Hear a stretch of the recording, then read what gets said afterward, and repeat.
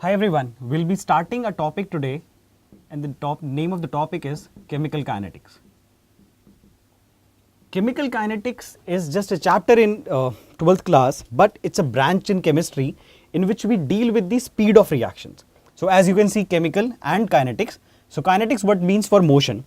So we're looking not for the motion of molecules or particles, we're looking for the speed of reactions. And herein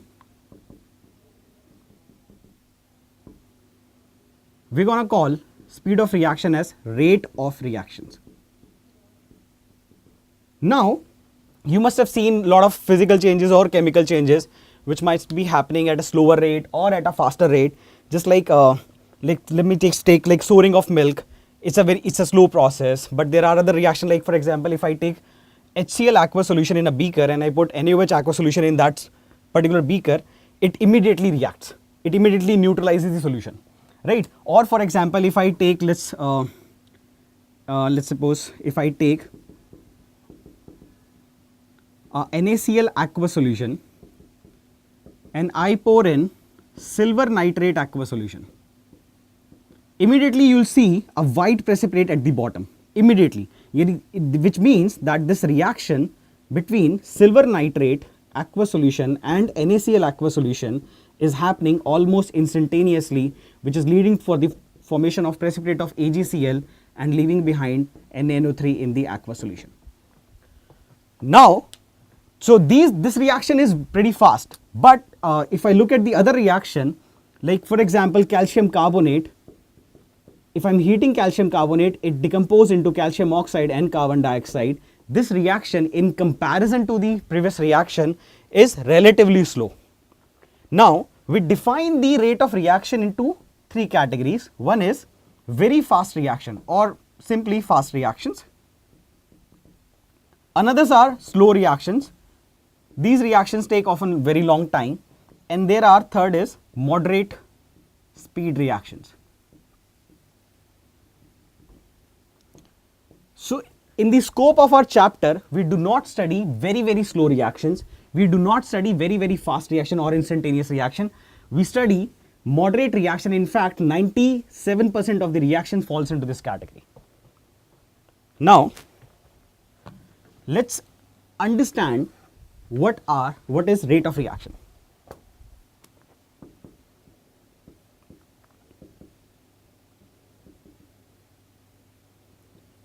A simple observation of understanding rate of reaction is for example, I've taken N2O4 gas. N2O4 is dinitrogen tetraoxide. It's a gas which is colorless in nature. It decomposes to form nitrogen dioxide gas. This gas is colored in nature and it's brown in color. In a container, if I take N2O4 gas and let's suppose this is a glass container, as in transparent container, you will see no color in the container. You will see that the container is almost empty because the gas is present. You cannot see the physical presence of the gas, but gradually the N2O4 is changing into NO2. The color of the beaker will keep on changing, or in fact the color of the content inside that beaker will change. That change in color is due to the formation of NO2. Initially this will change from colorless to pale yellow, then to dark yellow, and then to light brown, and then to dark brown, which is the color of NO2 gas. So herein, if I want to understand the speed of reaction, I can say that the rate at which color of this particular gas is changing, I can say that this reaction is happening at that particular speed. How fast this reaction is can be determined by how fast the color of this reaction is changing. Now, but in all other cases, the reactions may not show the color, because not all chemicals, not all gases, not all substances are colored in nature. We cannot determine it by just looking at the color of the substance.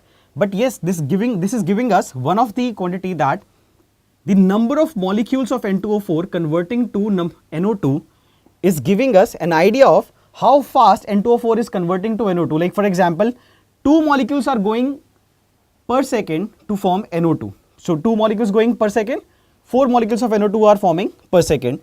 In this case, will give us the idea of how fast rate is happening. So I can say that how fast N2O4 is disappearing or how fast NO2 is appearing can give us the idea of rate of reaction. So therein we can say that in general, in any reaction, rate of reaction can be said to be rate of disappearance of reactants or rate of appearance of products. That how fast reactants are getting disappeared or how fast products are getting appeared in a particular reaction mixture. This will give us the idea of rate of reaction. Now let's see how we can quantitatively calculate the rate of reaction. Let's assume I've got a reaction A to B. A is a reactant, B is a product. Now if I want to calculate rate of disappearance of reactant which is A, then I can say that how fast amount of A is changing should be able to give me the rate of disappearance of A. The amount of A can be denoted by the square bracket. The square bracket denotes the concentration of A, and which is molarity. So I'll calculate the change in concentration of A, delta A, and I'll divide it by change in time. That's how we do in physics also. So delta A by delta T gives us the idea of how fast concentration of A is changing with respect to time. So this gives us the rate of disappearance of A. Now, but there is one problem, which is if I write delta A precisely means concentration of A final stands for the second time period which you are taking as, and concentration of A initially. As amount of A or concentration of A is decreasing, the value of concentration of final value of concentration of A will be less than the final value of concentration of A initially.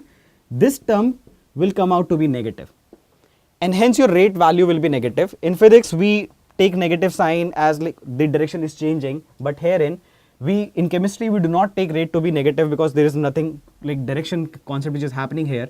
So we put up a minus sign so that our rate should come out to be positive. Now coming back to the reaction again, let's look at the rate of appearance of A, appearance of B, which is the product, which is, this can also be stated to be delta B by delta T. You don't have to put any minus sign here because it's already positive now. So herein I can say that rate of reaction is equal to rate of disappearance of A, which is minus delta A by delta T, is equal to delta B by delta T. So this is how we can define the rate of reaction mathematically. Now let's look at a conceptual question.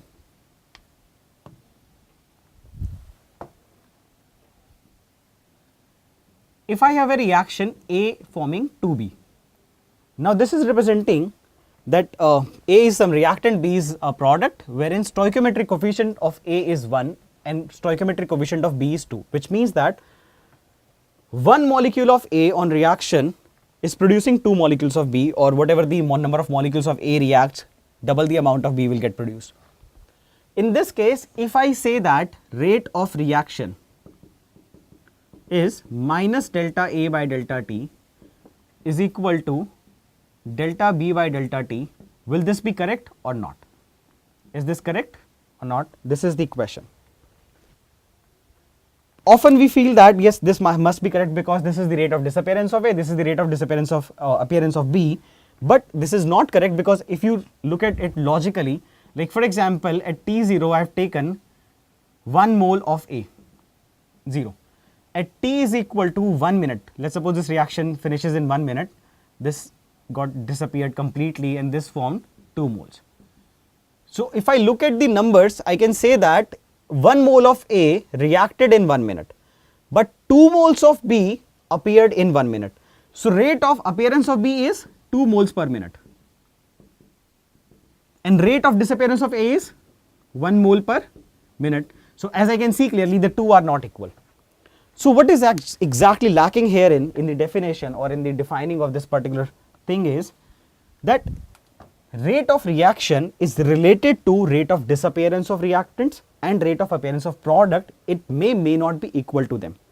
So rate of reaction is defined as, it is the rate of disappearance of reactants and rate of appearance of products for 1 mole of them. So we're defining, like, for if 1 mole of A will disappear, what will be the rate for that? If 1 mole of B will form, what will be the rate for that? So we can define it as, like, for in this case, the rate of reaction will be precisely minus delta A by delta T is equal to half of delta B by delta T. So you're taking for the 1 mole. So as we have understood, let's look at a general case.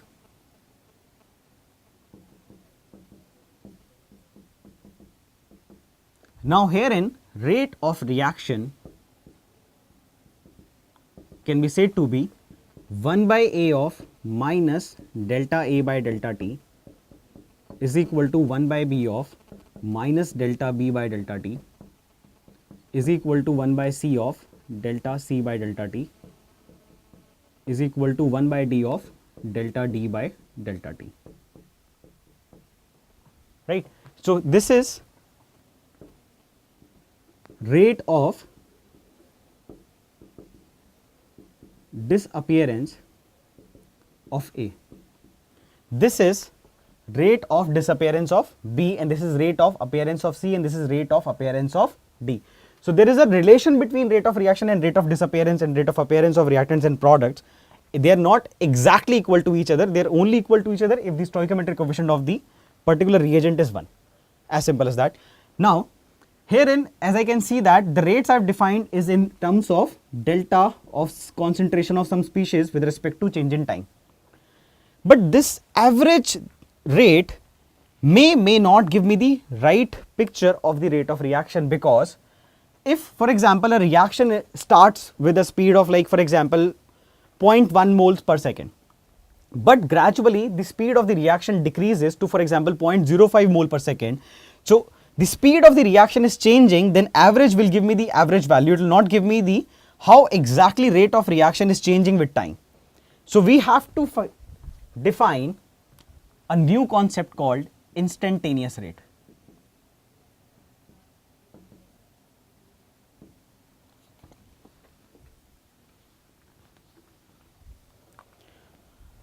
So let's suppose if A is forming B, in this case minus of delta A by delta T will give us the value of average rate of reaction, but minus of d by dt of concentration of A will give you the instantaneous rate of reaction. You can say that you just apply the limit that delta T tends to 0 and both the two will be equal to each other. So from now onwards we will be using d by dt of concentration of a reagent instead of using delta by delta T, because in chemistry, in all the reaction, the speed of reaction changes. It does not remain uniform. There is only one case in which it remains uniform, wherein we will be using this logic, but for all the other cases we will be using the instantaneous rate. Now this is what we have understood by rate of reaction. So let me just summarize it again. Rate of reaction is rate of disappearance of reactants and or rate of appearance of products for 1 mole of them. As simple as that, and we will be defining it in terms of instantaneous rate, which means d by dt of concentration of a particular reactant or product. Now let's solve a question around it, which has come once in IIT also. Let's suppose we have got a reaction N2 plus 3H2 forming 2NH3. You just have to find out the correct relation out of 4. The relations are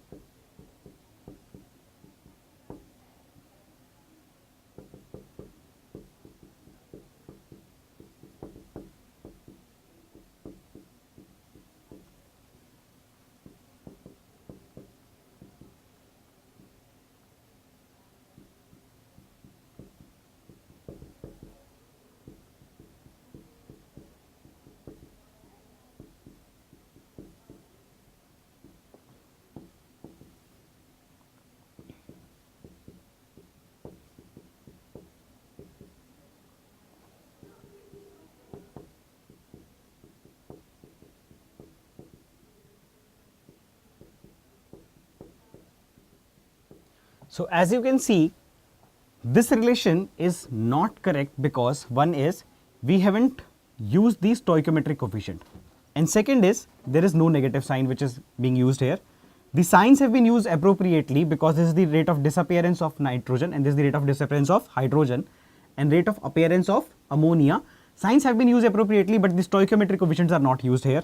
Here stoichiometric coefficients are used incorrectly. This is the perfectly right case and this is the correct answer for the right expression of writing the rate of reaction for a particular reaction.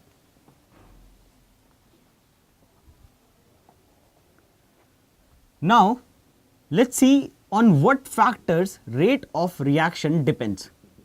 Rate of reaction depends upon three factors primarily.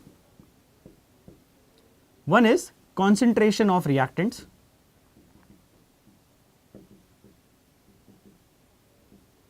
Second is temperature, and third is catalyst. So we will be starting with the dependence of rate of reaction on concentration of reactant. So there is a law which was given by two scientists,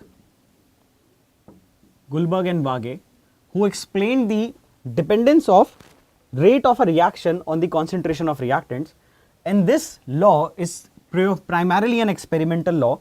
What experimental law simply means is that you conduct a lot of experiments and then you drive a relation mathematically between the two or three things.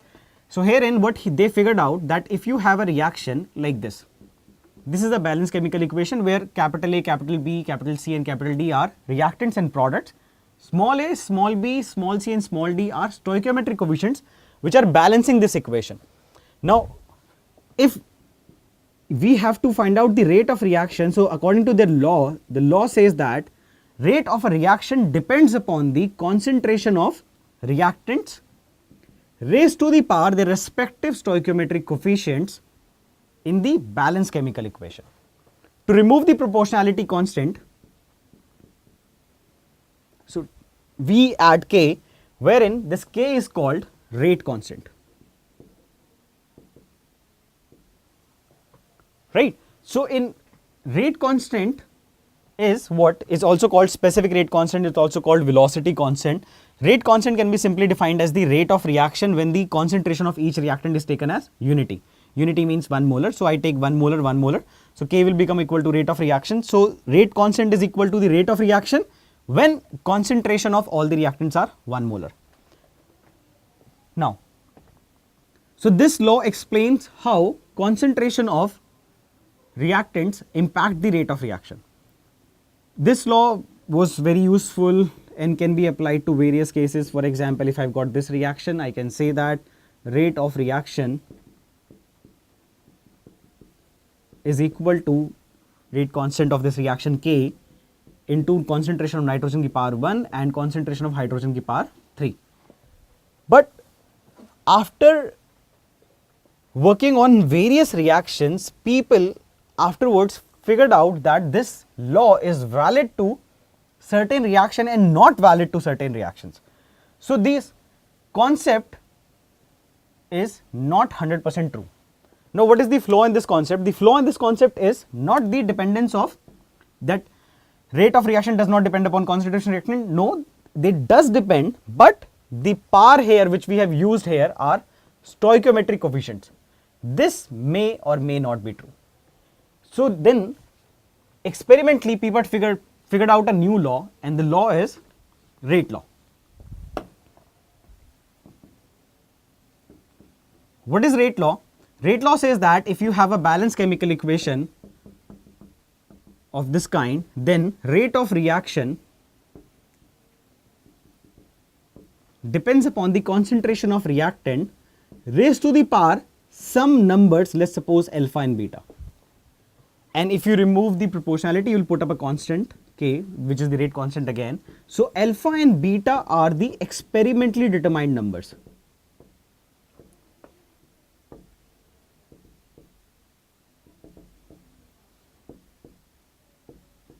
This alpha and beta may not be equal to A and B. So alpha may be equal to or may not be equal to A.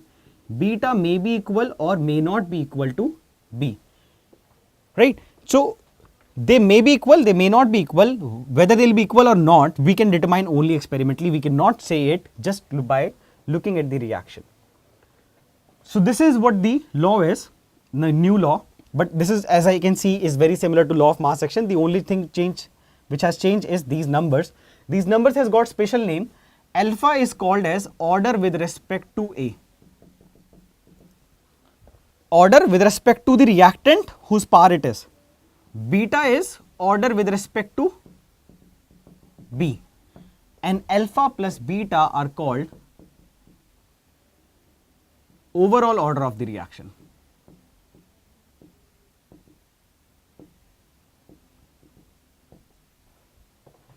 Right? So herein our next effort will go into finding the order of a reaction.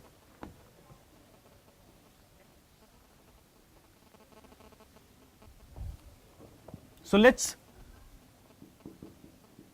move on to the new topic. The new topic is finding or determining order of the reaction. So a lot of questions come around this topic. So let's take the first case, which is on the basis of experimental data. So let me just put up a data in the form of a question. Let's assume that we have got a reaction, A and B are reacting to form some products. I do not know the stoichiometric coefficients here.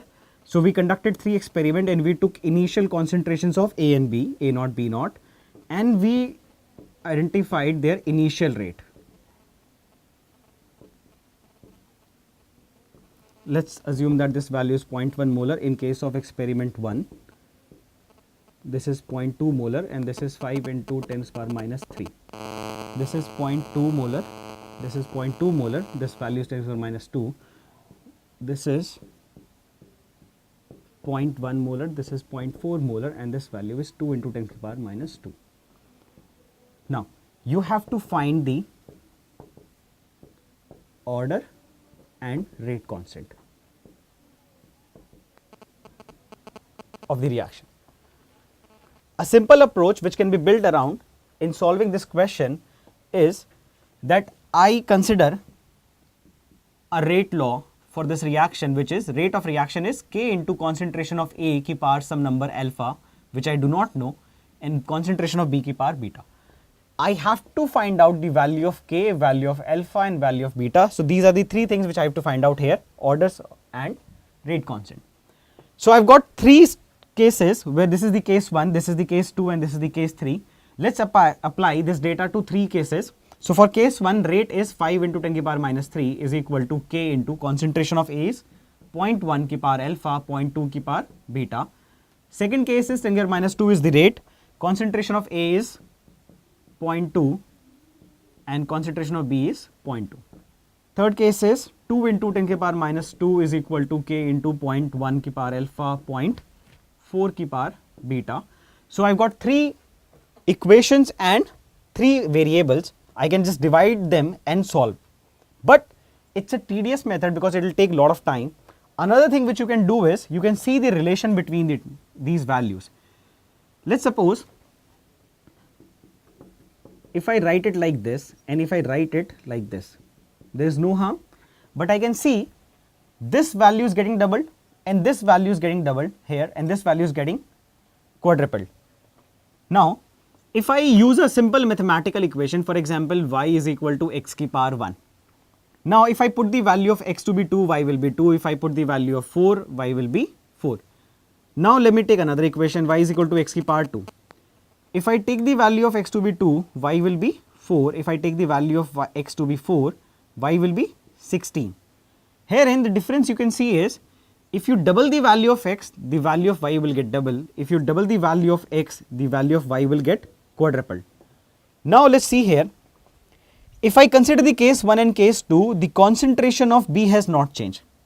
And as I can see from the equation, rate of reaction depends upon the concentration of A and concentration of B, rest everything is constant.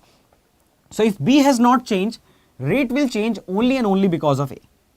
And A is getting doubled.